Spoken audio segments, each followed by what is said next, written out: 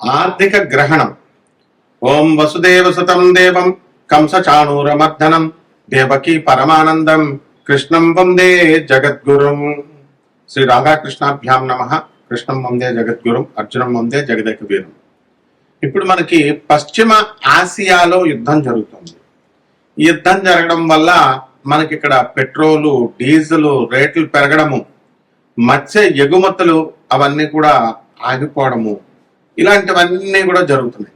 ఆర్థికంగా రేట్లన్నీ కూడా బాగా రేట్లు పెరిగిపోయినాయి. ఇప్పుడు మనం ఆర్థికంగా కుదేలైపోయాం. దీని అంతటికీ కారణం ఏమిటంటే గురుడు మిథున రాశిలో ఉండడము, ఆ తర్వాత జూన్ 2, 2026 సంవత్సరానికి గాను ఆయన కర్కాటక రాశిలోకి వస్తాడు. అప్పుడు దాకా కూడా యుద్ధం అనేటటువంటిది ఆగదనమాట.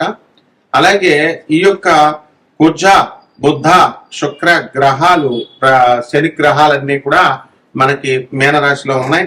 మరి ఏప్రిల్ 18 తర్వాత మనకి శుక్రుడు మనకి ఈ యొక్క మేషరాశిలోకి మారడం, ఇలాంటివన్నీ కూడా జరుగుతాయి. ఈ లోపల అసలు ఎందుకు మరి ప్రభుత్వాలు ఈ రవి గ్రహము మనకి ఏప్రిల్ 14 తర్వాత మేషరాశిలోకి వస్తున్నాడు, ఏమైనా మార్పులు ఉంటాయా ఈ ఆర్థిక గ్రహణంలో అనుకుని మనం చూసినట్లయితే, ఈ యుద్ధంతో ఏమైందంటే మనకి ఎక్కువ సవాళ్ళని మనం ఎదుర్కొంటున్నాము. తర్వాత మన దేశం ముఖ్యంగా మనకు సంబంధం లేకపోయినప్పటికీ కూడా, అలాగే మన మూలధన పెట్టుబడులకు కానీ ఆర్థిక వ్యవస్థకు కానీ పెద్దగా మనకేమి నష్టం మాటలేదు. ఎందువలనంటే గురుడు మిథున రాశిలో ఉండడం వల్ల ఇది కారణం. మాట వెళ్ళలేదని సర్టిఫై చేసింది ఎవరండి? మన కేంద్ర ఆర్థిక శాఖ మంత్రి అయినటువంటి నిర్మలా సీతారామన్ గారు. కాబట్టి ఈ యుద్ధంతో నష్టపోయేటటువంటి రంగాల్ని ఆదుకోవడానికి అవసరమైనటువంటి నిధుల్ని, వాటికి అలాంటి ఇబ్బంది లేదని కూడా ఆమె భరోసా ఇచ్చారు. ఇది శనీశ్వరుడు ఇస్తాడు మనకి. శని మనకి ఈ యొక్క మీనరాశిలో ఉండి వక్రించి ఉన్నాడు. కాబట్టి ఇంకా అవసరమైతే ఇంకో స్టెప్ ఏం చెప్పారు, భారత రిజర్వ్ బ్యాంక్ RBI కీలక వడ్డీ రేట్లు తగ్గించేటటువంటి అవకాశాలు ఉన్నాయన్నారు. ఈ యొక్క బుధ గ్రహము మనకి ఈ వెసులుబాటులు మనకు కలిగిస్తుంది. ఇప్పుడు మనం గమనించినట్లయితే ఏప్రిల్ 10లో మీనరాశిలోకి బుధ గ్రహం ప్రవేశిస్తుంది. ఏప్రిల్ 30 వరకు అక్కడ ఉంటుంది. కాబట్టి ఏప్రిల్ 30 వరకు మనకి యుద్ధం నుంచి వచ్చేటటువంటి ఫలితాల నుంచి మనం తప్పించుకోలేము. ఆ తర్వాత మళ్ళీ ఏప్రిల్ 30 తర్వాత మేషరాశిలోకి వచ్చిన తర్వాత మే 14 వరకు మనకు ఆర్థిక సంక్షోభం ఉంటుంది. అంటే యుద్ధం ఖచ్చితంగా జరుగుతూనే ఉంటది. ఇప్పుడు ట్రంప్ వార్నింగ్లు ఇచ్చినా, ఎన్ని ఫైనల్ వార్నింగ్లు ఇచ్చినా ఇరాన్ ఏమి అది లెక్క చేయడం లేదు. 45 రోజులు విరామం ఇచ్చే చర్చలు పెట్టుకుంటా ఉంటున్నారు. అయితే వాళ్ళు ఇరాన్ పెట్టేటటువంటి ఈ యొక్క ఆంక్షల్ని మన ట్రంప్ ఒప్పుకోవడం లేదు. కాబట్టి యుద్ధం ఇక్కడ క్లియర్ గా మనకు తెలుస్తుంది. మే 14 వరకు సెటరైట్ కాదు ఈ ఆర్థిక ఇబ్బందులు, ఈ ఆర్థిక గ్రహణం. మే 14 తర్వాత ఎప్పుడైతే బుధుడు వృషభ రాశిలోకి వస్తాడో అక్కడి నుంచి ఆర్థిక పరిస్థితి బాగుంటుంది, రూపాయి విలువ పెరుగుతుంది కూడా. ఇప్పుడు మనకి ఏమైందండి రూపాయి విలువ అని అన్నప్పుడు మనం చూసుకుంటే ఈక్విటీ, ముంబై ఈక్విటీ అనూహ్యంగా రికవరీ చేసిందనమాట. ఈ యొక్క యుద్ధానికి తెరదించేటటువంటి క్రమంలో కాల్పుల విరమణకు ఇప్పుడు చర్చలు జరుగుతున్నాయి అనే జస్ట్ ఒక వార్త వచ్చిందంటే నిన్న మొన్న రావడంతో ఆయిల్ ధరలు తగ్గినాయి చక్కగా. దానికి కారణం అదే. అలాగే రూపాయి బలపడింది. దీంతో ద్వితీయార్థంలో ఏమైందంటే బ్యాంకింగ్, IT షేర్లలో జోరుగా కొనుగోలు అనేటటువంటివి సాగడం ఈ రికవరీకి కొంచెం ఊరటనిచ్చింది. అలాగే సోమవారం రోజున ఏం జరిగిందంటే సెన్సెక్స్ పాజిటివ్ గా ప్రారంభమైనా సరే ఇన్వెస్టర్లందరూ కూడా లాభాల స్వీకారానికి దిగడంతో రోజంతా భారీ ఆటుపోట్లకు లోనైంది. చివరికి 787.30 పాయింట్ల లాభంతో 74,106.85 వద్ద ముగిసిందనమాట. సో నిఫ్టీ ఏమైందంటే 255.15 పాయింట్లు లాభపడి 22,968.25 వద్ద క్లోజ్ అయింది. కాబట్టి దీనివల్ల ఏమిటో మనకు అర్థమైంది అంటే 14 పైసలు మనకి లాభపడింది అనమాట రూపాయి. RBI చర్యల మద్దతుతో ఫారెక్స్ మార్కెట్ లో వరుసగా మనకి రెండో రోజు సైతం అమెరికన్ డాలర్ మార్గంలో ₹28 బలపడి 92.90 దగ్గర ముగిసింది. ఒక దశలో ఏమైందో తెలుసా, రూపాయి ఇంట్రాడే గరిష్ట స్థాయి 92.79 కూడా తాకింది. ఇదంతా కూడా ఆర్థికంగా గ్రహణాల ఇది. కాబట్టి మనం ఏం చేయాలంటే వడ్డీ రేట్లు తగ్గించే అవకాశం ఉంది. అలాగే మనకి ఈ ఆర్థిక క్రమశిక్షణ అనేటటువంటిది మనం అలవాటు చేసుకున్నాం భారత ప్రభుత్వం. కాబట్టి ఆర్థిక క్రమశిక్షణ విధానాలు ఈ యొక్క వీటిలో అన్ని కూడా మనకి డబ్బులు పడిపోయినా సరే భారతీయ ప్రజలందరూ కూడా దీనికి దోహదపడుతున్నాయి ఎక్కువ నష్టపోకుండా. దీనివల్లే మనకి పెట్రోల్, డీజిల్, ఎక్సైజ్ సుంకాలు తగ్గించడం, అలాగే కీలక రసాయన ఉత్పత్తులకు దిగుమతి సుంకాలు మినహాయించారు. అలాగే సెజ్జల్లో ఎగుమతుల కోసం ఏర్పాటు చేసినటువంటి కంపెనీలు తమ ఉత్పత్తిలో కొంత భాగాన్ని దేశీయ మార్కెట్లో అమ్ముకోవడం కోసం అనుమతి లాంటి అన్ని కూడా చర్యలు తీసుకుంటున్నారు. అంటే జాతకం చూడగానే గురుడు మిథున రాశిలో ఉన్నాడు, గురుడు 4వ ఇంట్లో ఉన్నాడు, 5వ ఇంట్లో ఉన్నాడు కాబట్టి నష్టాలు కలిగినాయి. ఇది కాదండి, సబ్జెక్ట్ నేర్చుకోవాలి. సబ్జెక్ట్ ఇది ఆర్థిక గ్రహణం అంటే. చివరి వరకు చూడాలి, కేవలం 3 నిమిషాలు ఇలా తిప్పేసేయడం కాదు దయచేసి. దీని వల్ల మనకి ఇప్పుడు ఏం జరుగుతుంది, ఇప్పుడు గ్రహస్థితిని కనుక మనం చూసుకున్నట్లయితే ఈ యొక్క రవి గ్రహము మనకి ఏప్రిల్ 14న మేషరాశిలోకి వెళ్తున్నాడు, మే 15 వృషభ రాశిలోకి వస్తున్నాడు. అక్కడి నుంచి బాగుంటుంది. మే 15 వరకు కూడా మనకి ప్రభుత్వం సరైనటువంటి నిర్ణయాలు తీసుకోలేకపోతే, ఏ ప్రభుత్వమైనా వరల్డ్ అక్కడ అమెరికా అయినా, జూన్ 15 తర్వాత మిథున రాశిలోకి వస్తున్నాడు. అలాగే శుక్రుడు మనం తీసుకున్నప్పుడు మార్చి 25వ తేదీన మేషరాశిలోకి ప్రవేశిస్తున్నాడు.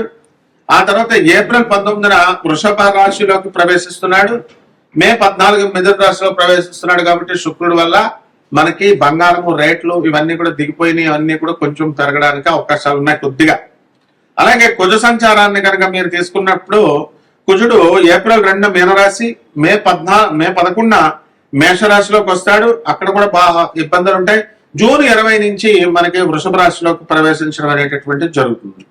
కాబట్టి శని సంచారం అంతా కూడా మీకు తెలుసు మీనరాశిలోనే వక్రించి ఉన్నాడు. ఇప్పుడు రాహుకేతులు డిసెంబర్ 5 వరకు మనకి రాహు కుంభరాశిలోను, కేతువు సింహరాశిలోనూ ఉంటాడు. ఆ తర్వాత రాహువు మనకి మకర రాశిలోకి, కేతువేమో కర్కాటక రాశిలోకి వస్తాడు. బుధ గ్రహం వచ్చేసరికి ఏప్రిల్ 10న మీనరాశిలోకి వస్తాడు, ఏప్రిల్ 30న మేషరాశిలోకి వస్తాడు. బాగుండదు. మే 14 నుంచి వృషభ రాశిలోకి వస్తాడు. కాబట్టి వీటిలన్నిటిని మనం ఈ గ్రహస్థితులన్నీ మనం చూసుకొని విశ్లేషణ చేసినప్పుడు సమకాలీన పరిస్థితులు బయట, అలాగే గ్రహ స్థితిగతుల్ని మనం ఇవన్నీ కూడా బ్లెండ్ చేసి మనం చెప్తున్నప్పుడు మే 14 వరకు కూడా మనకి ఆర్థిక గ్రహణం ఉంటుందండి ఈ 2026 సంవత్సరంలో. కాబట్టి అంతవరకు డబ్బులు బాధలు చాలా ఎక్కువగా ఉంటాయి అందరికీ కూడా. కాబట్టి గురుగ్రహము మనకి ఎలాగో ఇప్పుడు జూన్ 2న 2026 సంవత్సరంలో కర్కాటక రాశిలోకి వస్తున్నాడు కాబట్టి అక్కడి నుంచి బ్రహ్మాండంగా ఉంటుంది. ఇవన్నీ కూడా మనకి ఈ 12 రాశుల వారి మీద ఈ ఎఫెక్ట్ అనేటటువంటిది ఉంటుంది. ఇవన్నీ మనము 12 రాశుల వారికి కూడా గోచార రీత్యా జరిగేటటువంటి, దేశంలో జరిగేటటువంటి, ప్రపంచంలో జరిగేటటువంటి సంఘటనలు మనం చెప్పాం. అయితే వ్యక్తిగతంగా మీ జాతకాలు కావాలి అనుకునేటటువంటి వాళ్ళందరూ కూడా మనకి నాన్ ప్రాఫిట్ దీంతో స్కీమ్తో, అంటే లాభాపేక్ష లేకుండా కేవలము మనం ప్రజలకి హెల్ప్ చేయాలి, సరైనటువంటి మార్గ నిర్దేశకత్వం చేయాలి అనేటటువంటి ఉద్దేశంతో మీ అందరికీ కూడా మీకు ఈ యొక్క జాతకాలు, పర్సనల్ జాతకాలు చెప్పడం జరుగుతుంది. అందువల్ల మీరు చాలా డిసిప్లిన్డ్ గా, నిజంగా ఇంట్రెస్ట్ ఉన్నటువంటి వాళ్ళు మాత్రమే వాట్సాప్ నెంబర్కి పెట్టాలి. అందుకని ఇష్టం వచ్చినట్టు ఫోన్లు చేసేయడము, లేకపోతే ఏదో వెకిలిగా చేస్తే ఎట్టి పరిస్థితుల్లో కూడా ఊరుకోండి. కాబట్టి we are ready to help you, we are ready to guide you. And మొట్టమొదటిగా మీరు వరల్డ్ నెంబర్ 1 ఆస్ట్రాలజర్తో మీరు డీల్ చేస్తున్నారు అనేటటువంటి విషయాన్ని గురువు గారితో అనే దృష్టిలో పెట్టుకోండి. ఎంతవరకు ఏ గురువు కూడా వాళ్ళ డైరెక్ట్ నెంబర్ ఇవ్వడు, నాది నా డైరెక్ట్ నెంబర్. కాబట్టి ఏమండి ఇదేనా అండి వాట్సాప్, డేట్ ఆఫ్ బర్త్లు పెట్టాలండి, ఏం పెట్టాలండి అని నన్ను అడిగితే నేనేం చెప్తాను, అదే మాట్లాడే పద్ధతి గురువు గారితో. కాబట్టి చాలా జాగ్రత్తగా, డిసిప్లిన్డ్ గా మీ లైఫ్లు మారుతాయి గ్యారంటీగా. అలాగే మనందరం కూడా ఈ యొక్క గాణగాపుర యాత్ర వేస్తున్నాము. చక్కగా ఈ యొక్క ఛానల్ ఓనర్లు అయినటువంటి CEO మేడం అయినటువంటి కీర్తనా దేవరాయ గారికి మీరు చక్కగా తర్వాత కాల్ చేసుకొని మనం గాణగాపురం రిజిస్ట్రేషన్స్ కూడా మనం చేయడం జరుగుతుంది, అవన్నీ చెప్తాము. కాబట్టి మీరు క్రమశిక్షణ ఉన్నట్లయితే మేము మిమ్మల్ని ముందుకు తీసుకెళ్ళగలుగుతాం. ఇప్పుడు ఈ జాతకాలు చెప్పేటప్పుడు నువ్వు కోటీశ్వరుడు అయిపోతావు, నువ్వు ఇదైపోతావు, నువ్వు ఈ పొగుడుతా ఉండవు. మరి అప్పచెప్పించుకుంటాను మ్యాస్టార్ నేను. ఈ మొత్తం వ్యాసం అప్పచెప్పించుకుంటారు. ఎవరైతే నాకు ఫోన్లు చేస్తారో వాళ్ళు నిర్మలా సీతారామన్ ఏం ఎఫెక్ట్ చేసింది, ఏం స్టెప్స్ చేసింది అన్ని నాకు అప్పచెప్పించుకున్న తర్వాత జాతకం చెప్తాను నేను. కాబట్టి ఇవన్నీ కూడా ద్వాదశ రాశుల వారి మీద అందరి మీద కూడా మీకు ఏ రకంగా ఒక్కొక్క రాశి వారికి ఏం జరుగుతుందో మనం చెప్పుకుందాం వీడియో. మేషరాశి వారికి అందరికీ కూడా ఏ నడిసం జరుగుతుంది.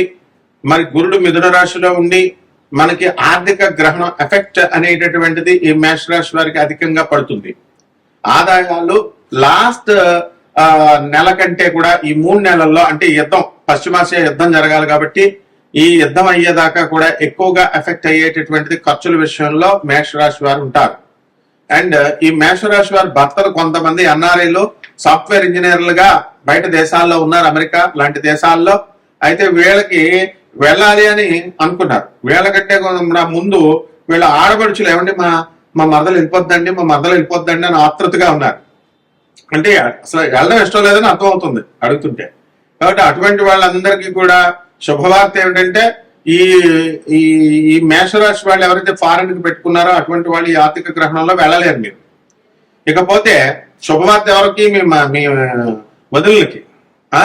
ఆ విధంగా ఈ యొక్క మేషరాశి వారు మత్స్య ఎగుమతుల విషయంలో కొంచెం దెబ్బతిన్నారు. మత్స్య వ్యాపారులు, చెరువులు, చేపల రొయ్యల చెరువులు నడుపుతున్నటువంటి వాళ్ళందరూ కూడా కొంచెం ఇంకా స్ట్రాంగ్ గా అవ్వాలి.